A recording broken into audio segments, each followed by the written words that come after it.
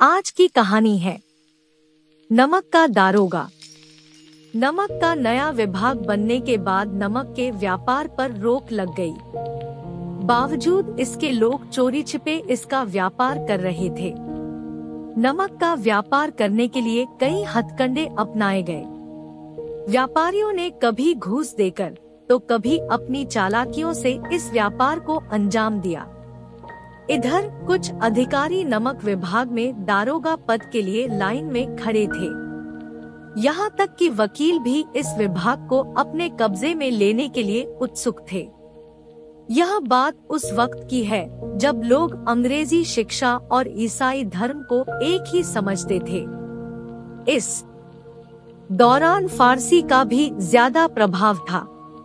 प्रेम कहानियां और श्रृंगार रस के काव्य पढ़कर फारसी लोग ऊंचे पद हासिल कर लेते थे। इधर मुंशी वंशीधर भी जुलेखा की विरहकथा से निकलकर सीरी और फरहाद की प्रेम कथा के सहारे काम ढूंढने निकल पड़े थे।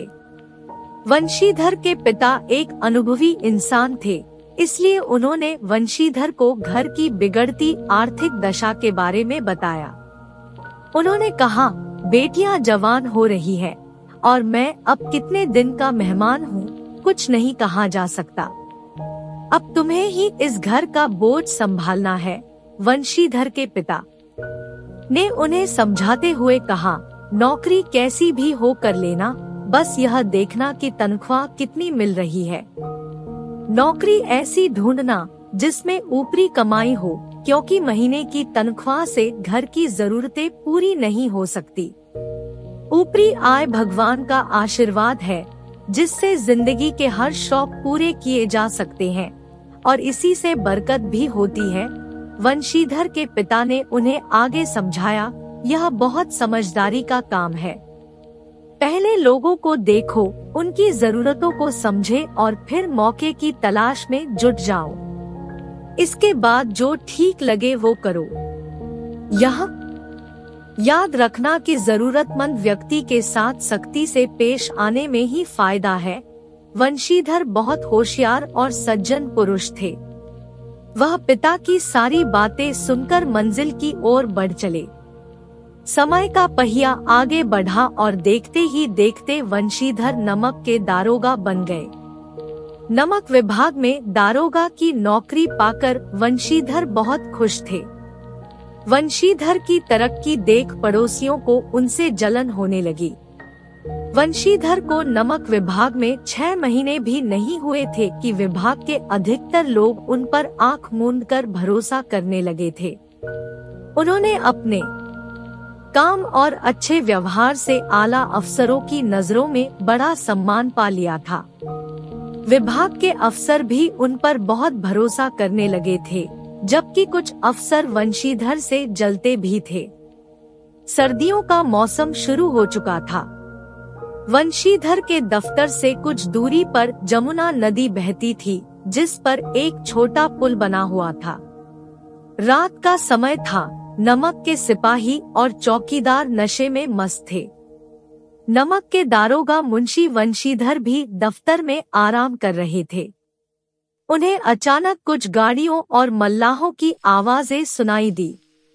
आवाज सुनकर दारोगा जी नींद से जागे।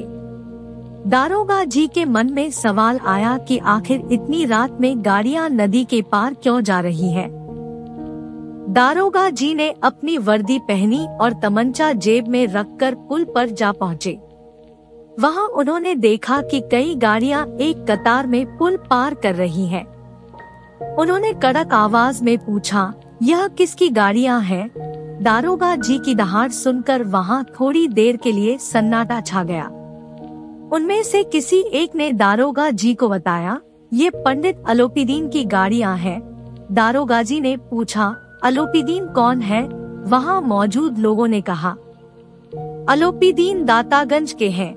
यह सुनकर दारोगा जी चौंक गए, क्योंकि पंडित अलोपीदीन इस इलाके के जाने माने जमींदार थे और वह रोजाना लाखों रुपए का लेन देन करते थे। इस इलाके में हर छोटे बड़े शख्स ने उनसे कर्ज लिया हुआ था। पंडित अलोपीदीन का बहुत बड़ा व्यापार था। उन दिनों अंग्रेज अफसर शिकार खेलने उनके इलाके में आते और अलोपीदीन उनकी खातिरदारी करते थे। दारोगाजी ने सामान ढो रहे मजदूरों से पूछा, ये गाड़ियाँ कहाँ जाएंगी? एक मजदूर ने जवाब, कानपुर। जब मुंशी ने पूछा कि इसमें क्या है, तो वहाँ एक बार फिर सन्नाटा पसर गया। यह देख मुंशी जी का शक बढ़ने लगा। फिर दारोगा जी ने जोर देकर पूछा, क्या तुम सब गूंगे हो गए हो? मैंने पूछा, इसमें क्या है?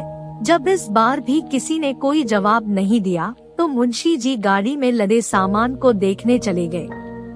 उन्होंने देखा कि गाड़ियां नमक से भरी हुई है। इस घटना की सूचना जैसे ही पंडित अलोपीदीन को मिली, वो लिहाफ ओढ़े दारोगा के पास खड़े हो गए और बोले, दारोगा साहब, ऐसा क्या अपराध हो गया हमसे कि गाड़ियों को आगे जाने नहीं दिया जा रहा है? दारोगा वंशीधर ने कहा, यह सरकारी आदेश है।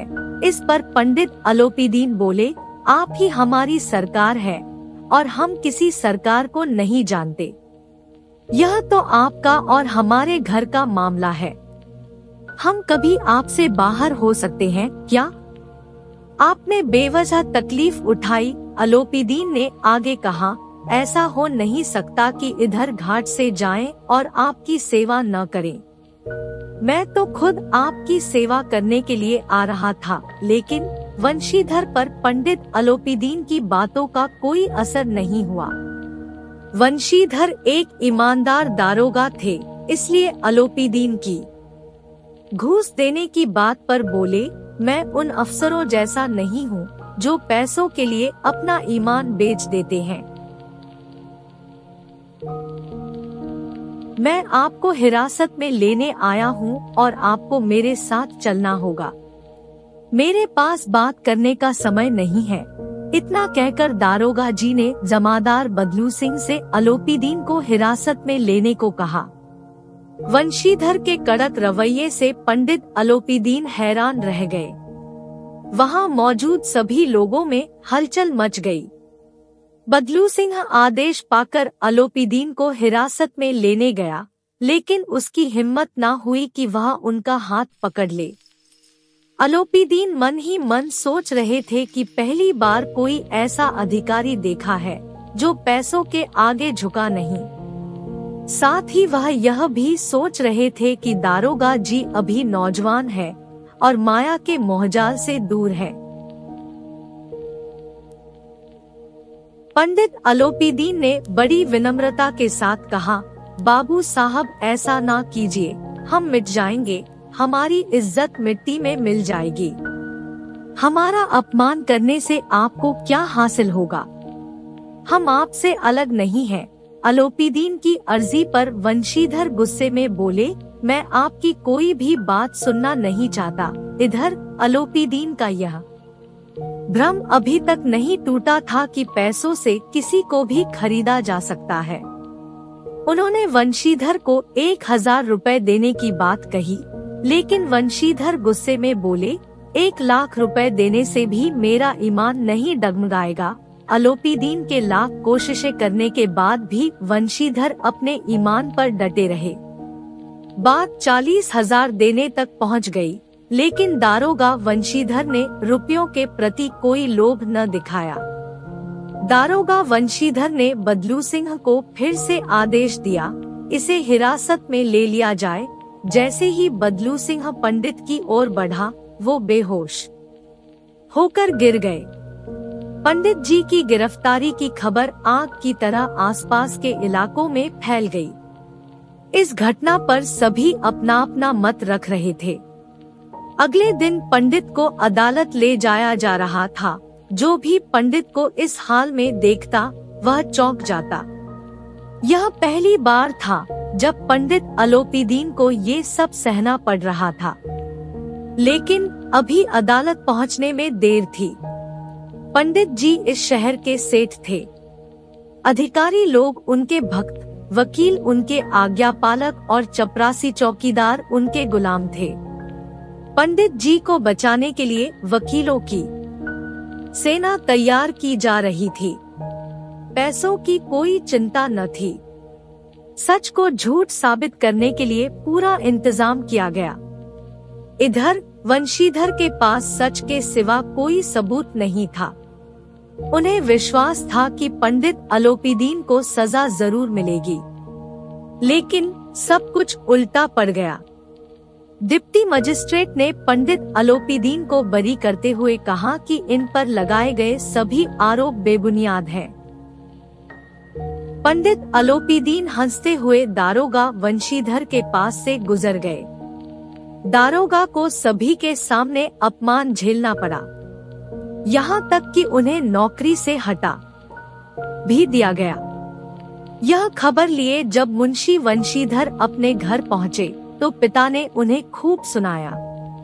उन्होंने कहा, मेरे लाख कहने पर भी तुमने मेरी बात न मानी। मेरा मन कर रहा है कि अपना और तुम्हारा सिर फोड़ दूं। मुंशी वंशीधर चुपचाप यह सब सुनते रहे। इसी तरह एक सप्ताह बीत गया। शाम का समय था। मुंशी के घर एक सजादजा रथ आकर थमा। वो पंडित अलोपीदीन थे। उन्हें देखते हुए मुंशी के पिता दौड़े दौड़े उनका स्वागत करने के लिए आगे बढ़े और उन्हें झुककर सलाम किया। उन्होंने पंडित जी से माफी मांगते हुए कहा, नालायक लड़का है, इससे अच्छा होता कि हमें भगवान निसंतान रखता। इस बात पर पंडित जी ने कहा, ऐसा मत कहो, धर्म पर चलने वाले लोग बहुत कम होते हैं। वंशीधर की ओर बढ़ते हुए पंडित जी ने कहा, दारोगा साहब इसे खुशामद न समझें, क्योंकि खुशामद करने के लिए मैं इतनी दूर न आता। उस रात आपने मुझे हिरासत में लिया था, लेकिन आज मैं खुद अपनी इच्छा से आपकी हिरासत में आया हूँ। मैंने हजारों अमीर देखे, हजारों ऊंचे अधिकारियों से काम करवाया, लेकिन आपसे हार गया। मैंने सभी को अपना और अपनी दौलत का गुलाम बनाकर छोड़ दिया, लेकिन आज आप मुझे आज्ञा दे कि मैं आपसे कुछ विनती करूं। वंशीधर को लगा था कि पंडित उन्हें बेइज्जत करने आया है, लेकिन उनकी इन बातों को सुनकर उनका भ्रम दूर हुआ। मुंशी वंशीधर ने स्वाभिमान के साथ उनका सम्मान किया। वंशीधर ने पंडित जी की ओर देखा और धीमी आवाज में कहा, यह आपकी उदारता है। मैं धर्म में जकड़ा हुआ था, नहीं तो मैं आपका दास हूँ। अलोपीदीन ने वंशीधर से विनम्रता से कहा, वहाँ जमुना के पुल पर आपने मेरी एक बात न सुनी, पर अब आपको मेरी एक बात माननी पड़ेगी। वंशीधर ने कहा, मैं भला आपके क्या काम आ सकता हूँ, लेकिन आप जो करने कहेंगे उसमें कोई गलती न होगी।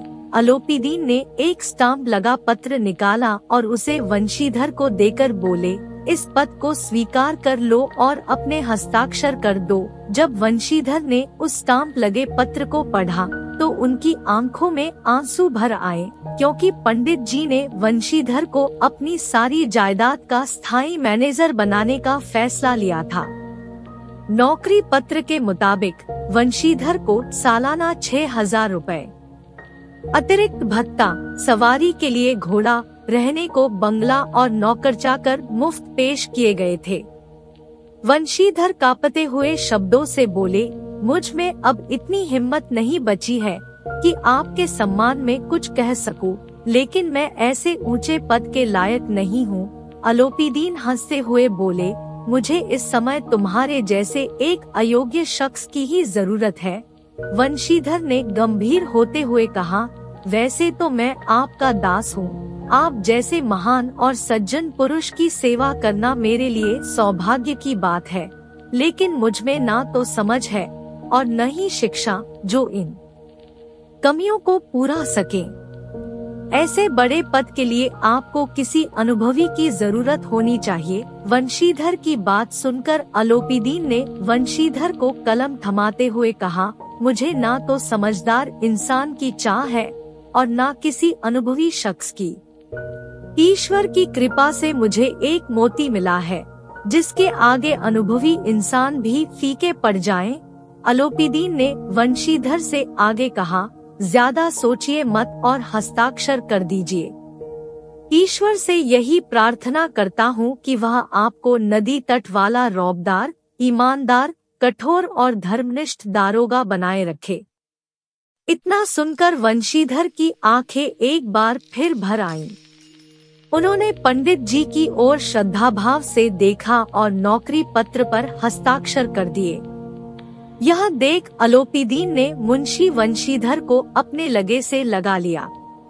कहानी से सीख। इस कहानी से यह सीख मिलती है कि ईमानदारी और कर्तव्य ही इंसान को बड़ा बनाते हैं।